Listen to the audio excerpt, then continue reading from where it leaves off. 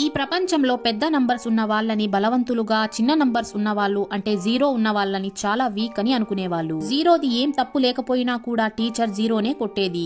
పెద్ద నెంబర్ ఏవైనా పార్ట్నర్స్ కావచ్చు, కానీ రెండు జీరో నంబర్స్ ఎప్పటికీ పార్ట్నర్స్ కాకూడదు. జీరో నెంబర్ ని లో క్యాస్ట్ వాళ్ళని స్కూల్లో ఏడ్పించేవాళ్ళు. జీరో నంబర్ వాళ్ళు గ్రాడ్యుయేషన్ కంప్లీట్ అయిపోయినా కూడా వాళ్ళకి ఎవ్వరూ జాబ్స్ ఇచ్చేవాళ్ళు కాదు. వాళ్ళు గార్బేజ్ దగ్గరే ఉంటూ అక్కడే ఉన్న ఫుడ్ ని తినేవాళ్ళు. ఒకరోజు ఈ జీరో నంబర్ అతనికి జీరో నంబర్ ఉన్న అమ్మాయి కలుస్తుంది. వీళ్ళిద్దరూ మంచి ఫ్రెండ్స్ అయి తిరగడం స్టార్ట్ చేస్తారు. కానీ వేరే నంబర్ వాళ్ళు వీళ్ళని చూస్తే వీళ్ళిద్దరూ ఒకరికొకరు తెలియనట్లు నటిస్తారు. ఎందుకంటే ఇక్కడ రెండు జీరో నంబర్ వాళ్ళు ఫ్రెండ్స్ కాకూడదు. అయినా కూడా వీళ్ళు ప్రతిరోజు సీక్రెట్ గా కలుస్తూ టైం స్పెండ్ చేస్తూ ఉండేవాళ్ళు. ఒక రోజు వీళ్ళ గురించి పోలీసులకి తెలిసిపోయి మగ జీరో నంబర్ ని అరెస్ట్ చేసి తీసుకుని వెళ్లిపోతారు.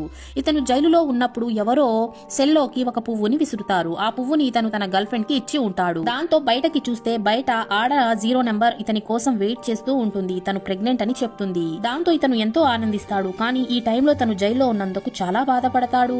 అప్పుడే మిగిలిన నంబర్స్ అన్ని ఆ ఆడ జీరో నంబర్ ని చుట్టుముట్టేస్తాయి. ఇది చూసిన మగ జీరో నంబర్ భయపడిపోతాడు. అప్పుడే ఆ లేడీ జీరోకి లేబర్ పెయిన్ స్టార్ట్ అయిపోతుంది.